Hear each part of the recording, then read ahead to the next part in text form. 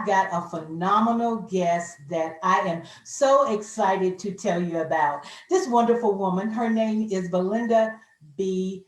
Bennett, and she is a financial consultant, and she is also a consultant for those that want to that are a first time home purchaser.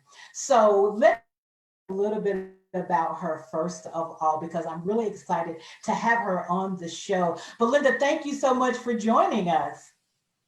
Thank you for having me. All right. So let me just read a little bit about her, guys.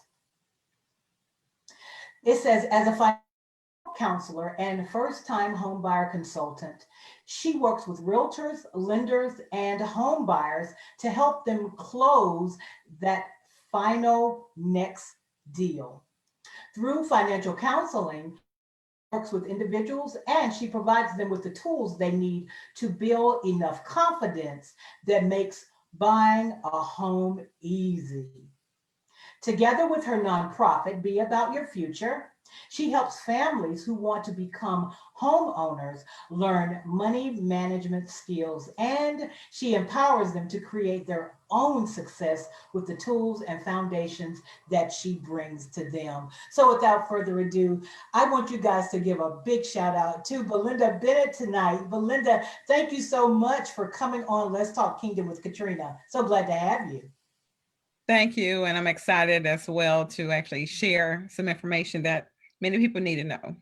Well, great. Well, let me ask you a question. First of all, tell our listening audience a little bit about yourself and really how you got into this business of helping people, especially first-time home buyers, because um, that's a hard thing to tackle when you're dealing with past credit issues and all those things that you need to know and learn in order to have your first home. So kind of tell everybody about yourself and how you got into this business.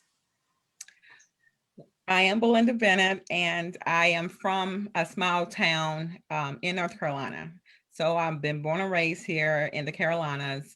After graduating high school, I went to the military. I served in the Army for about 3 years, met my husband. We had our family, and then we moved here to Charlotte, and we've been here since 96. So this is home. And throughout our careers, we just actually purchased our home 3 years ago. My career took me from being a property manager, as far as an office manager for a property management company for about 8 years, and also processing mortgages for a loan officer a few years back, for me to understand the importance of having your credit situated, understanding your expenses and your income, and how you can change your life from being a renter to a homeowner. And I realized that it was something that I wanted for my family long ago, and I wanted to share with other families as far as the importance of just having financial wealth and a legacy for generations to come. That's awesome. I love it. Now, first, talk about you as a financial consultant.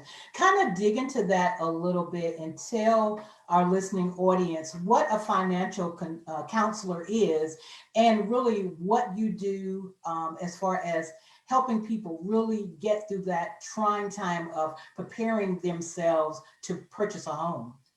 Okay, well, I first want to actually go through the differences of what a financial counselor is versus a financial consultant and a financial advisor. They're not one and the same. They do touch on a lot of the same topics, but when it comes to what we deliver for a client is different. I'll go through the things that I'm not. A financial advisor actually helps a client understand the different types of investments that they can actually start preparing for when it comes to retiring, things that they need to consider for that time in their life when they are no longer working, and having things that's going to work in their favor, the different type of insurances they need to look into when it comes to life insurance and those type of investments. When it comes to a financial consultant, they actually work in the market of giving you suggestions of how you can actually put things in place as a consumer, and try to actually help you when it comes to resources of getting a lot of financial resources together.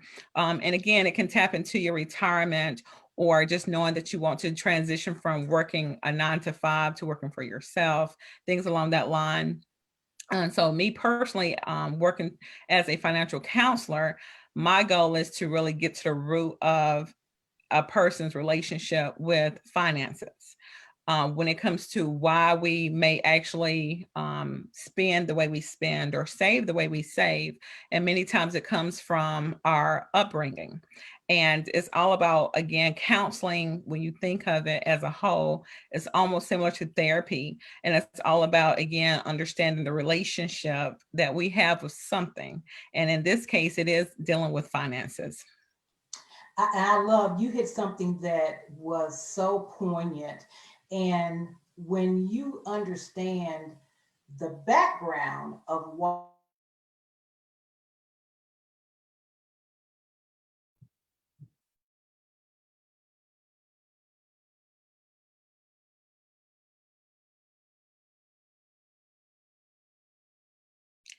I've lost you, Catrina.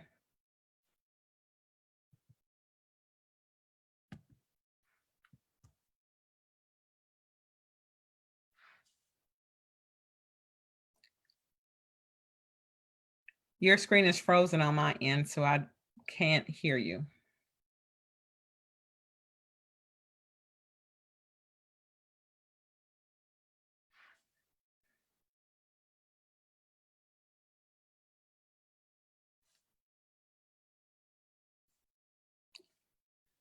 Hopefully she's able to come back on, guys. I'm not sure what happened, but I know for a while she was frozen, so hopefully we can get connected.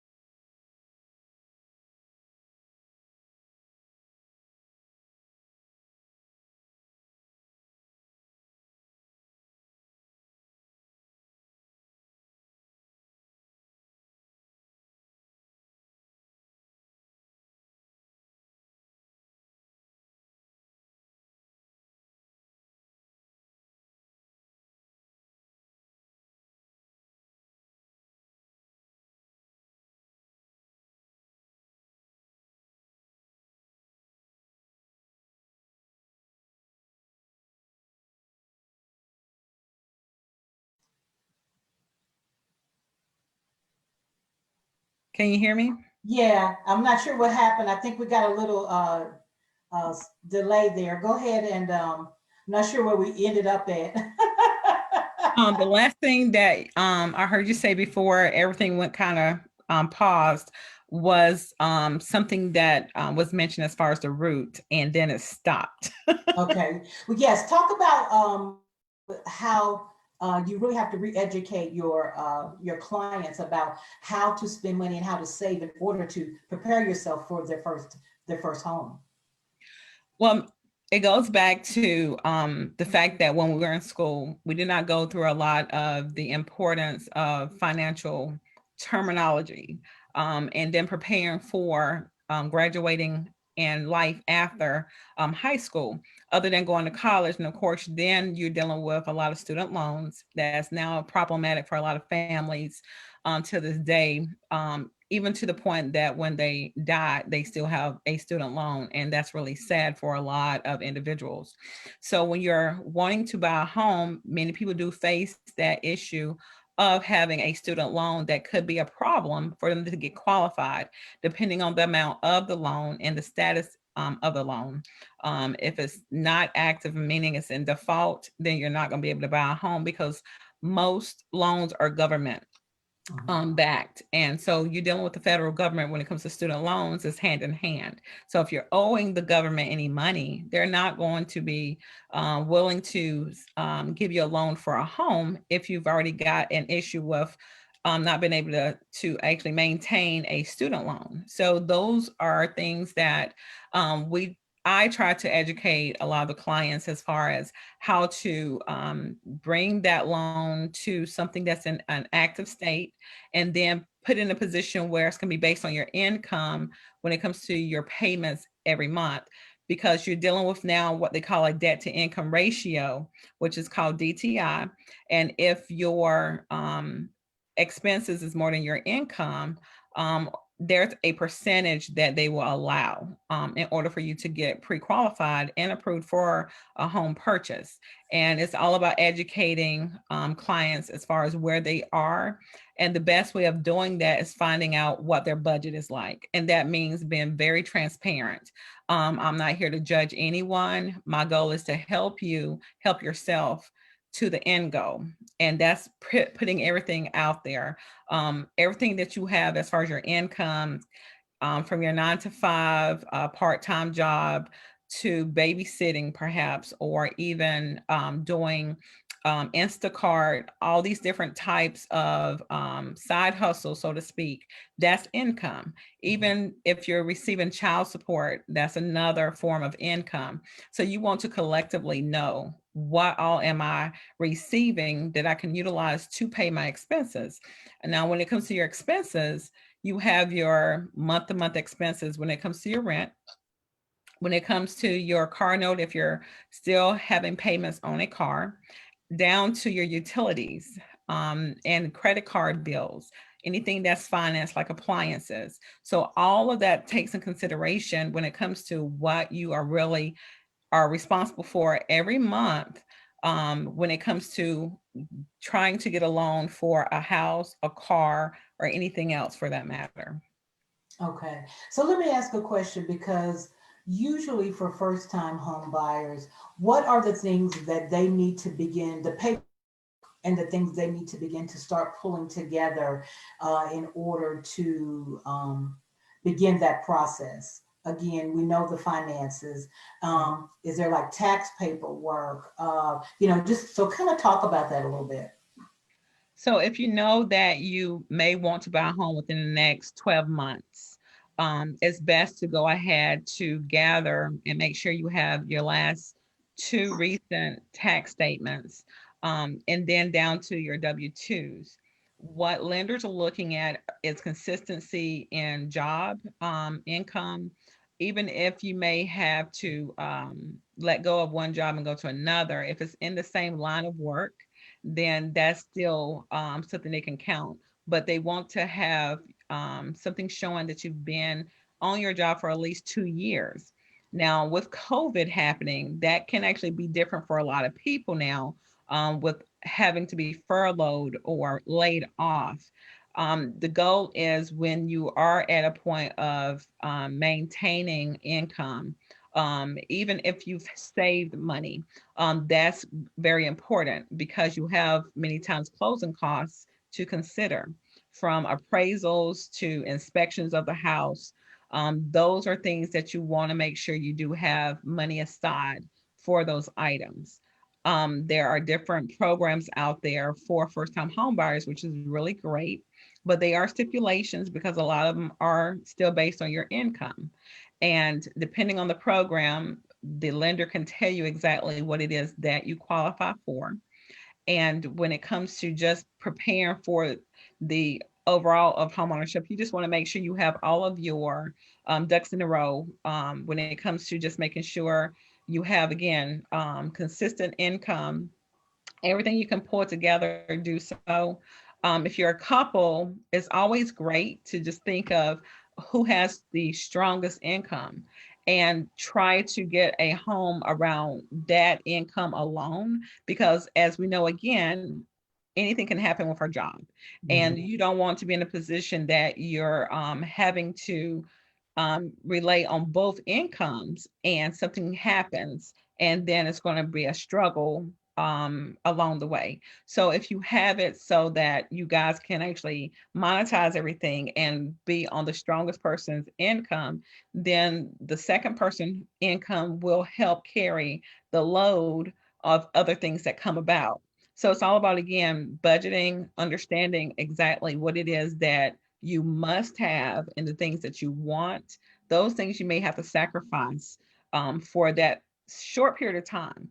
And I don't want people to think, oh my goodness, I don't want to have to feel like I can't do this because, entertainment is something I like to do. Being able to purchase everything that I want when it comes to what I wear, the things that I enjoy on a daily or weekly basis. Again, it's not saying that you can't do that anymore. It's all about, for a moment of time, you just have to pause and focus on the things that you really knowing that you want to have and need to have.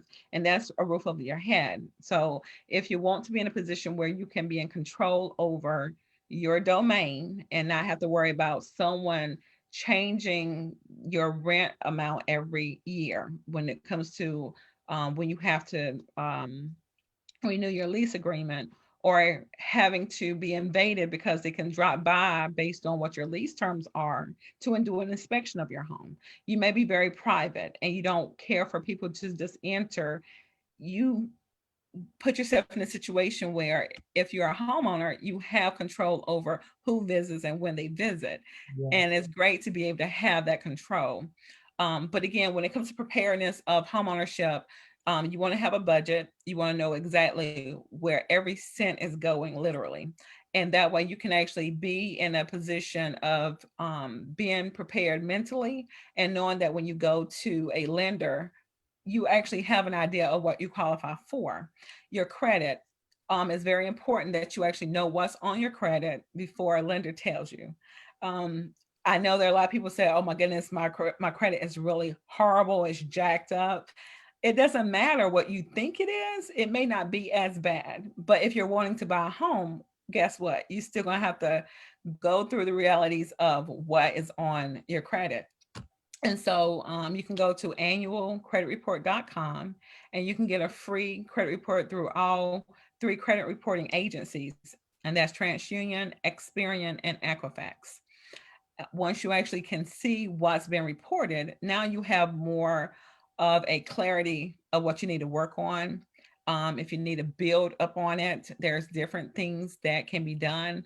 So I have a program that my clients can go through to actually increase their credit scores and be in the position credit wise that they can have some of the best interest rates offered to them with the best credit score when they're going through the home buying process, because that does matter when it comes to long term of a loan.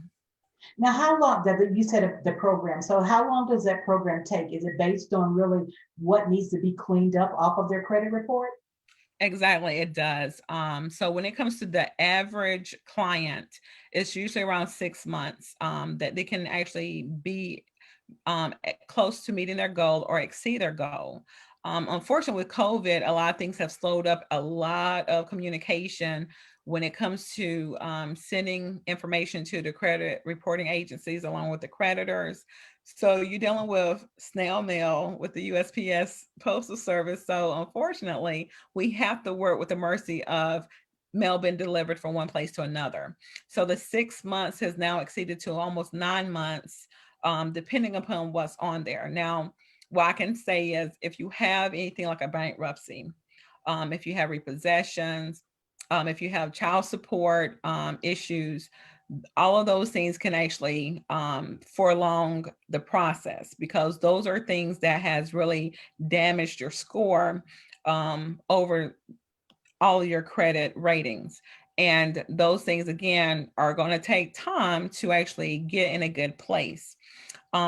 If you have a few late payments or if you have no credit at all, those are usually easier to actually get to a point of meeting your 6 month time frame, because it's just a matter of this getting some of those things either waived by calling your creditor, or simply making sure you can actually get yourself back in a good position. Because the other thing that lenders do not want to see is late payments within the last 24 months. So when you're dealing with home buying process, the last 24 months are critical.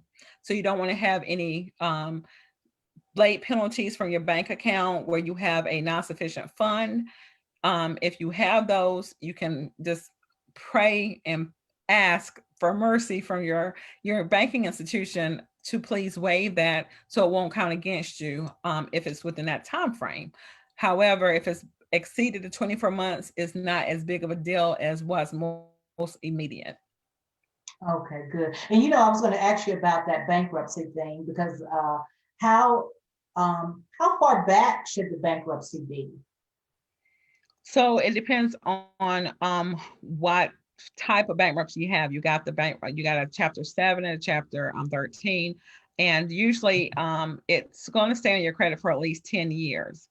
What you want to make sure is that anything that's within the bankruptcy is not reporting outside of that bankruptcy on your credit report. Those things can be disputed. Okay, great. And I know a lot of people have a lot of medical bills. Kind of talk about that as well on their credit. So medical bills, some lenders are lenient depending upon what the bill amount is. And again, we're focusing on the last 24 months. If it's something that's under $200, I encourage my clients to make arrangements to go ahead and settle and pay for that actual medical bill. There is consumer protection laws, and when it comes to medical bills, if it's at a $0 balance, then it can be removed off of your credit report where it's not showing up and it's not going to hurt you. So it's a win-win where the medical facility is getting paid and you're not having that to tarnish your credit rating by being reported showing that it was in a collection status or late. If it isn't paid, anything that exceeds the $200 is just a matter of finding out if you can settle it, because settling is better than it just lingering and again causing you the possibility of not getting approved. So the higher the bill is, the more of an issue it is because it's showing that as a debt toward your income. So talking to them, making some type of arrangement, make sure everything is in written form. Anything that's disclosed over the phone, it needs to be in writing so that you can make sure you're covering yourself with whatever you're agreeing on. Now, talk about some of the myths of being a first-time home buyer, because I know there are some that are out there.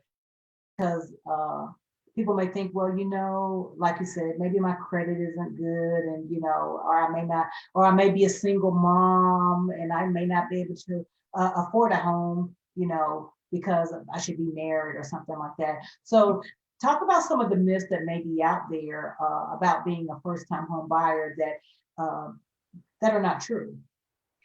Well, you have some people that have said, okay, I can't afford to buy a home. And my my response is you cannot afford not to buy a home, because when you think about how much a mortgage is, a 30-year mortgage, you're saying that you can actually pay your house off within 30 years.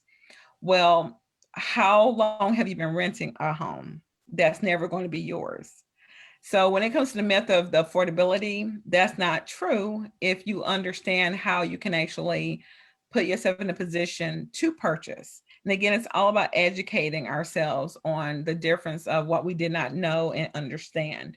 And it's my belief, if you're renting, then you can definitely own, because you're paying someone's mortgage. Pay your own. I love that. Go ahead. And then when it comes to single moms, actually single moms are on the top of the chart of buying homes when it comes to couples versus a single parent. And again, it goes by facts. If you have the income, if you've got the your debt under control, if your score for your credit is high enough, and everything, you're meeting the criteria as far as your job, how long you've been on your job, things of that nature. All of those things help when it comes to just being qualified. So whether you're an individual or a couple, that doesn't change the fact of what is required to purchase a home. Now, it does make a difference when it comes to the type of loan you're trying to go for. So if you're dealing with federal housing, the FHA, versus a VA, which is veteran assistance. you're dealing with veteran affairs when it comes to your category. The USDA, that's dealing with a lot of land, that's dealing with the country. Then you have the conventional loans. So you have so many different types of loans. It's just about which one you're trying to apply for and understanding the details of that particular type of loan that you're wanting to actually be responsible for. Oh, I love that because I've heard the different things about VA loans based on, like the HUD and all those different things like that. One of the things that I wanted to ask you to talk about with VA loans, because a lot of times, a lot of veterans don't take advantage of that. Talk about why it's important that if you are a veteran or if you're in the military, do you see a lot of people that don't take advantage of that, they have that access to that type of uh, loan? Well, I can personally speak on it. Me and my husband was actually guilty of that in the beginning, and it was just because when we talked to a lender, they were talking about an FHA loan, and they went through the criteria that we needed to meet. It was a lot that we needed to do to actually be in a position of obtaining that loan, including paying a lot out of pocket. And when it comes to your credit, depending on what your credit score is like, the home amount that you're actually looking for, you may have to pay 20% down on the purchase. And if you do not have that amount in savings, then you're not going to be able to do what you want to do. Um, when it comes to our veterans, it didn't come to my attention until I had a conversation with a family member who said, "Hey, you might want to go to this particular institution because they do really well with veterans." And again, it never dawned on me. And we both had a VA certificate, which, if you get out of the military with an honorable discharge, you have a VA certificate automatically. And being that we both have one, it was so much easier to know that we have something to support and back us when it comes to money toward a home. So a veteran certificate helps us as a veteran to promise a certain amount toward the loan that we take out, that they will actually take responsibility of when it comes to us being in a position of getting a loan in the first place. So using your certificate is very important. If you don't have access to your VA certificate, you can call Veteran Affairs and you can actually have them mail it to you. There's a lot of things now that's internet based. And once you create an account, if you've not ever used any of their services out of after getting out of the Army or any of the military branches, then that is an option for you. The resources are almost unlimited that we have access to. And the more you know, the more you can grow. So it's really important to actually understand that we do have a lot of advantages that we just need to take advantage of. But again, if you don't know, you don't know. Exactly. And talk about how important it is to have someone like you, a financial counselor, to help you navigate through all this stuff, because unless you've had parents that uh, help you, or you got family or friends, or you just like to do a lot of research. Talk about how important it is to have someone like you, Belinda, to help us navigate through those things when it comes to buying a home. Well, for me, I do not offer a service that I have not had an experience personally of.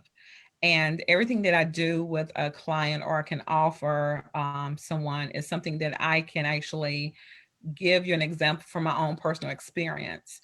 Um, I had to go through certain things. And because I was in the real estate industry, that's what helped me understand a lot of things up to this point. And for those that do not work within the real estate industry, of course, will not know a lot of the things that I've come across and I've been able to understand that can actually have helped me get to a point of buying my home and helping others do the same. Um, I help you because there are certain things that you may not understand or know that I can bring to your attention. There are things that I believe in just putting out there because when it comes to information, when it comes to knowledge, all of those things are great, but it's not powerful until you use them. So the Yes. goal is for me to actually know where you are and meet you where you are. Don't think about, oh, this is what I did last year. I'm having all these problems, I can't move forward. Yes, you can. And my goal is to help you see how you can do that. So where you think there's a roadblock, I'm here to help you show where a crane is going to take that down for you. Because the goal is to make sure you understand there's no reason for you not to move forward unless you just choose just to stand still. Wow. And I want to ask you the question because I know people probably have gotten started and then they just gave up. What do you think are some of the reasons why a lot of people decide, you know what, this is just too much. I don't want to do this right now.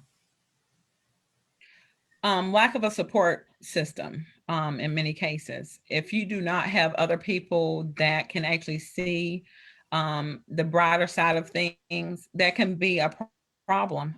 You've got a lot of folk that are very negative and they're coming at you with a lot of things that's going to tear you down versus build you up. So I think you just may have to change your network of friends and sometimes even family.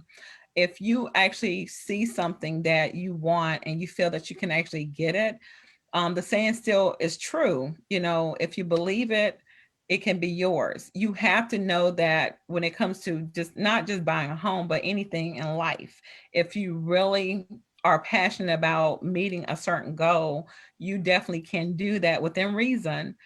And you just want to circle yourself around people that can have the same mindset and belief and accountability to help you when you are at that point of giving up. No, let's not give up. You got to keep going. I need that in my life, and you too, you do too. So my goal is to help you as much as you allow me to, because again, I have a military background, so I can be very tough. Sometimes we need that, just like my kids. I love them. I love them. They don't always like me, and that's okay. But they're gonna always love their mom because I'm gonna always look for their better interest, whether they see it or not. And I'll do the same for you. Oh, I love it. I love it. So, guys, we have the wonderful Belinda Bennett on with us. She is a financial counselor and she is a first time home buyer consultant. So, if you know someone, if you're on Facebook now and you know someone that is thinking about purchasing a home and this is their first time, you need to get them to chime in tonight. And we are recording this show, so we definitely will have it posted out on our Let's Talk Kingdom page, our YouTube page, so you can definitely go back and listen to some of these wonderful nuggets that she's giving us tonight. So, Belinda, tell me about your nonprofit, Be About Your Future. Talk about that. I love the way that sounds. So, Be About Your Future Foundation was founded in 2018. And the concept was to help those that are renting change their mindset to a homeowner. And it's more of once we can actually think things through and we are living and breathing it, so to speak, we can transition ourselves to do what needs to be done. You don't know what a homeowner is like until you actually understand what the responsibilities are and what comes along with everything of the difference between renting and being a homeowner. So the goal is to have them in a program for 12 to 18 months where they're actually going through different modules where they can understand how again the basics of saving money, budgeting, preparing for the things that your landlord that you're renting from now is not going to be responsible for when you own a home because you are your landlord. And that's one of the things that some people are fearful of is like, oh my goodness, I'm going to take home all the responsibilities. If this break, I got to fix it. If this break, I got to fix it. And so what? We all know that something that breaks, we're going to have to fix it or replace it at some point in time. And the reason why they're scared is because they many times have not had the opportunity to experience how to have a nest egg for certain things, which is an emergency fund for those times when things happen. You have a car, it breaks, guess what? You're going to buy another one. Either that or you're going to use public transportation or Uber, taxi cabs. Those things become very expensive over time. So Mhm. the goal is to understand how you can put money aside for these different things that's going to come about, so that way you will not be stressing and taking care of these things, because it can be manageable, but you have to understand how to manage your money. And that's why it's very important to understand how to get yourself structured with budgeting. Again, a lot of times we don't talk about this because it's something that is just not entertaining, it's not fun, and we just don't want to deal with things that bring us stress. But we don't have to be stressed about things that we know is a reality that we need to be mature enough, responsible enough to handle. How can we teach our children to be responsible when we are not practicing ourselves and have these conversations with our children? It's very important for us to do that because they're not going to do it at school. So we have to take the responsibility to educate our children, even to home economics, how to cook, how to clean, how to do yard work. They're not teaching these things in school anymore. They used to have that, but Yeah. they got rid of it. And a lot of things, in my opinion, that they have now is unnecessary. So again, unfortunately, it is what it is, and we have to step up to the plate and do our best for our families by educating when we know we need to be able to share. So I always say sharing is caring, and we need to be able to not just educate our children, but our cousins, our uncles, our aunts, our friends, those that are not aware. We need to be the mouthpiece to bring certain things to your attention to help them along the way. I truly believe that. I remember growing up when my mom took me to open up my first checking account. And, people just don't teach their children things like that. I mean, sitting down, I would see my parents' budget every month. And, I thought that was like, oh God, that just looks like that's so much work. But I'm glad I was exposed to it. I never was the best budgeter, but, I'm glad that they planted those seeds. And I love the way you said that. They don't teach those things in school anymore. You know, even etiquette, I remember home economics and, all that kind of stuff. Our children, if they're not getting it at home, and they're definitely not getting it at school, somebody has to step up and to help them. And I really, really love your nonprofit. Now, how can you qualify to be a part of your nonprofit? Is there like qualifications that someone would have to have in order to be accepted or to be looked at to be a part of the Be About Your Future? So, with the nonprofit, it's still in the formation.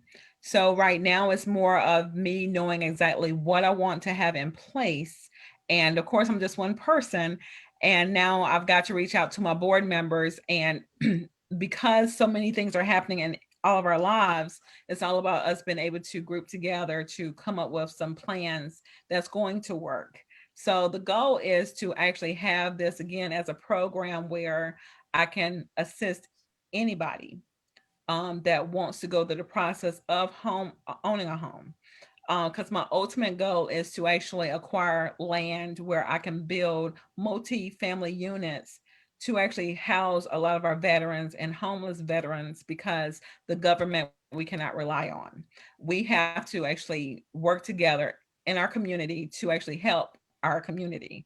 And once we can actually put our heads together, our thoughts together, and really show some action on these things, we can make the change happen.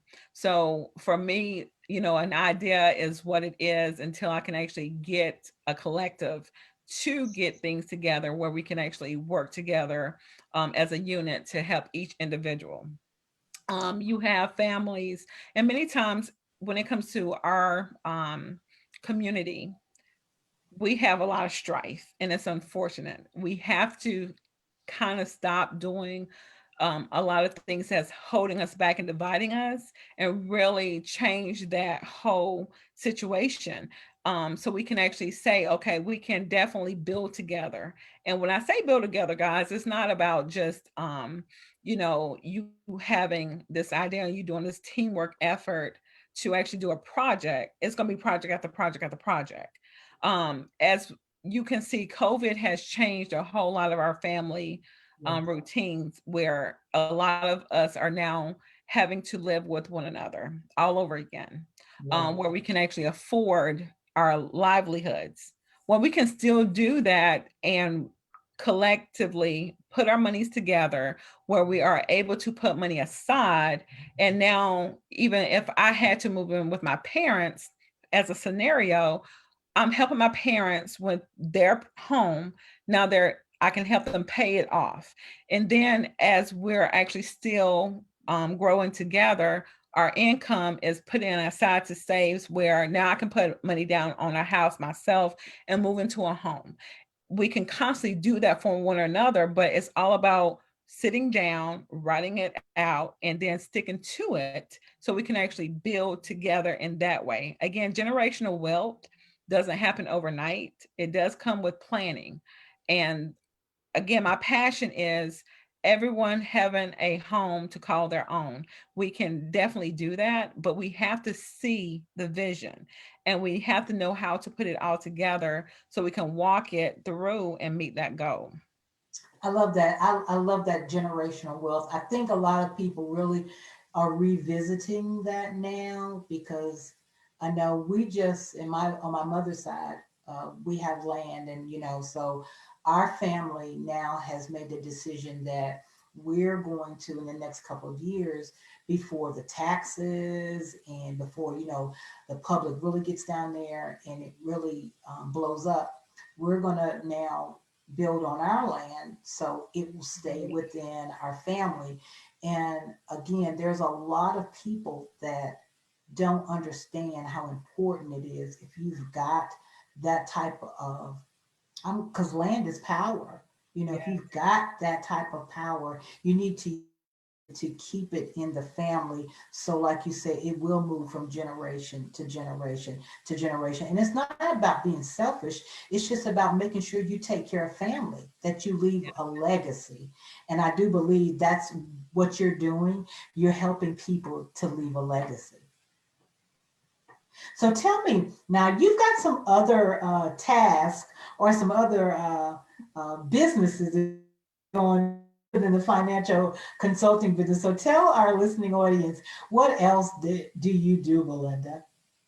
Well, everything kind of connects. So, if you are a consumer trying to get your credit together, I also promote and actually advocate for owning your own business. Even though you may actually work for someone, it doesn't stop you from actually having something of your own. God has given us all a talent, a skill that's ours, and we can actually monetize on it by earning an income from what we do. And it's something that I've done since I was a teenager, or even before my teenage years. I learned how to hustle. That's something my father always showed us, that there's always something that can be done and you can get paid for it. I'm an artist. I used to do graffiti on jeans and jackets and get paid for it from my peers at school. And to this day, I can actually have conversations with some of my classmates that remember that hustle. And so I've always been an entrepreneur at heart since then. And so it never stopped. And so if you're working with your consumer credit, then there's your business credit if you're wanting to own a business. And so my goal is to help those get their foundation together when it comes to having a business, deciding, what type of business you want, whether you're going to be a sole proprietor or LLC, and other things that are within the types of formation. And then everything that you're needing to actually become a business, where you can actually acquire business credit. using your EIN for your business and not your social security number. So there's a lot of things that can be very helpful, just like these grants that have came out. You could have benefited from those as a small business, as long as you had your things in place and structured properly. You had every right to apply and probably get approved for it. So the goal is to educate, empower, so you can not only just buy a home, but own your own business as well. And that's with Be About Your Business under Be About Yours Incorporated. So I've actually have formed businesses for over 2 decades. And I've always worked for a company at the same time. Many people joke and say, "Oh, you have you remind me of a oh, what is the word? I'm kind of getting stumped. The comparison, a Jamaican, because they're known to have several different things happening. And so I'm thinking it's probably in my blood somewhere because, yes, I can't deny it. I have different ideas. And I just know that I'm just one person, though, and I have to narrow it down to building up one thing, making it where it need to be, and then branching off to other things. So I still have a lot of things in the forefront. I just have my focuses on different things at this time until I can actually go to the next project. So it's been work in progress for me, but it's been a very great journey just to know that I have the ability to make these things happen and work for me and help other people at the same time. I love it. Now you're a certified notary, correct? Notary signing agent Yes. for North Carolina. And you also help escrow and loan officers with walking a borrower through signing mortgage loan documents, as well as a mentor for notaries statewide. Talk about that. Oh my gosh, that's so exciting. Okay, so I have incorporated myself as Belinda Baker Bennett LLC, and I do have my commission as a notary public where I can do just any type of notarial act in North Carolina. And then I got my certification as a loan signing agent where I can actually help with the closing process of a mortgage. So if a borrower or a homeowner is refinancing their home, if they're doing a loan modification, a home equity line of credit, a reverse mortgage, I am mobile. I come to them. I meet them at a time that is convenient so they can actually go through their documentation and then make sure everything is sent to the escrow company, title company, or a loan officer so they can complete the transaction. So the goal is where the homeowner does not have to go into the office of an attorney or to the loan. I can come to them and I can assist them with these documents. And the benefit is I'm available when they're usually closed. So Monday through Friday on the weekends, I can be available after hours and even on holidays so they can meet their actual deadline for their interest rate. So they don't have to worry about that changing when it comes to being able to count on me to help them along the way. And then when it comes to, again, small business building, notaries, I try to educate them that that can be another form of income for them to become a certified loan signing agent as well. So I do mentor notaries. They call me often with different questions that's getting started, or because they haven't done anything with their notary for a while, they have questions that I don't mind answering for them. So that's been such a great opportunity to still be of service to my community in that way. Wow. So if somebody listening is wanting to be a notary, uh, what's the qualifications? What do you have to do to become a notary? You need to be 18 years of age. You have to be a resident of North Carolina. And if you do have a felony, depending upon what it is and how long it is, they will let you know what the process of you being able to be qualified. So a it is a individual basis, so it depends on what it is. go to Central Piedmont Community College, which is locally here for Charlotte, or any community college in North Carolina, depending where you live. And you can take the notary class, which is only 40 hours. No, excuse me, not 40 hours, 8 hours. It's only one day. And once you actually take the class, you have to pass it with 75% or greater. And then the paperwork goes to the Secretary of State. And then once they actually go through everything, they will send you the information to go to the Registrar of Deeds office to get sworn in. And at that time, you'll be commissioned as a notary public. Wow. You know what? I need to get into that because you know I'm doing weddings now. So you know, my mind is just going. I'm like, oh my God, do I need to add notary to my repertoire? I love Hey, it. that's not a bad idea. I love it. Oh my gosh. Belinda, thank you so much. You have just given us so much information. So before we get off the air, I want you to tell everybody how can they get in touch with you?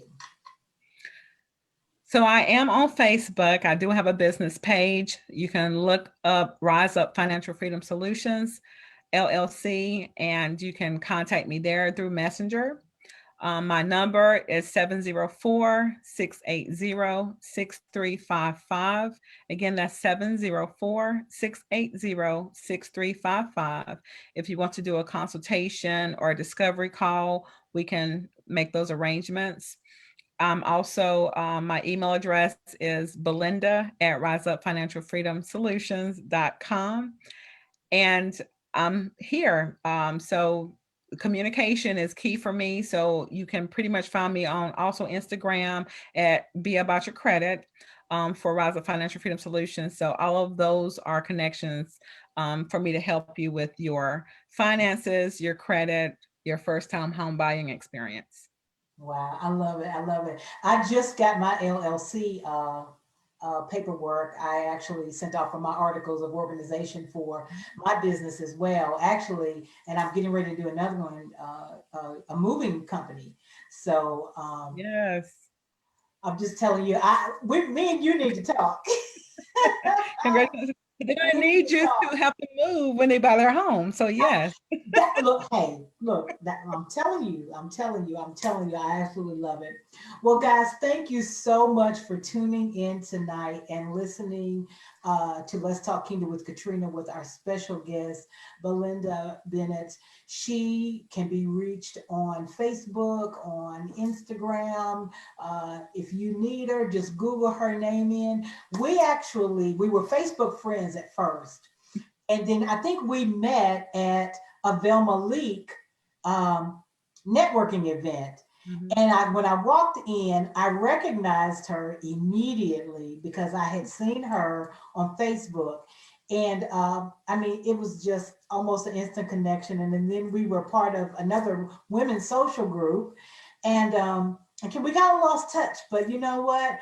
It's so God is always in control of everything. And then when I started back doing my talk show, I was like, I really need to have someone on here that talks about finance and buying a home and all that kind of stuff. And you were the first person that I thought of. Oh, You- thank you. you're so welcome. So let me ask a question. So when you, because I know we talked about this earlier before we came on the air. So now you are a full-time entrepreneur. Yes, I am. Okay, so tell our listening audience kind of, can you tell them how you gradually moved into that? Because I know a lot of people are afraid to like leave their 9 to 5 job and say, I really want to do this business full time. But tell them about the steps that they need to take to do that. Well, first of all, writing down everything is so important. It's almost like a vision board, but it's a journal. And you have to be intentional and plan your way through. The goal is to be in a position that you can replace your current income when it comes to just your way of living. And thankfully for me, I have my husband to help support me in this transition. And it happened without me expecting it when it happened. So I just said it's God's grace. During this pandemic for me, my job furloughed me. And I was still eligible for unemployment. So I was still able to maintain income coming into my household. However, I trained on everything I could possibly train on when it comes to what I like doing for people, getting more information, staying current on what's happening now. So I could actually be a better resource for those that needed the information. So for my journey, it was more of, again, education, education, education. The more information I could actually hone into, the more powerful I became, because now I am the resource that people can come to without having to do all the research themselves. And that's what they pay me for, is my knowledge in what I do. And trust when I say that your knowledge can be very powerful, especially when you can actually help so many other people that don't understand or know where to start. I'm thankful that I've had that type of personality since I was a child. I was the person that knew many things that most people would point to. Go to Belinda, ask her this, Even I have aunts would say, ask me things. I'm like, but it's in the phone book and it doesn't matter. They want to hear it from me because I'm the go-to person. So it's things like that that I took for granted that I now have learned to embrace and just be thankful that I am someone they think of when they need something. So for your journey into transitioning, do things smart. Let your job fund your business so that you can actually be in a better position to actually make that transition. Whatever you're doing for your job, you can probably do it independently as an independent contractor and get paid more, because now it's not the overhead that the company is paying for and then paying you part of what you earned and labored for, because you're not going to ever get paid your worth. You're not. So when you actually are able to work independently, you are now saving those people who actually would have paid for your services under a business. You're actually receiving that and you can divvy it out how you need to, but you'll be able to control it more. And again, now you can start getting what you pay or earning what you should for what you labor. And it's a difference, but it's hard work. It's not going to be easy, but anything that's worth having, you want to work hard for it anyway. So the goal is to stay prayed up, let God be the center of everything that you're doing, because the blessings are there for you to gain as long as you do things that's going to be helpful for other people and helpful for you. I love it. I love it. Well, guys, thank you again so much. Belinda, tell them one more time how they can reach out to you. I am on Facebook. My business page is Rise Up Financial Freedom Solutions, LLC. On Instagram, it's the @ symbol, Be About Your Credit. My phone number is 704-680-6355.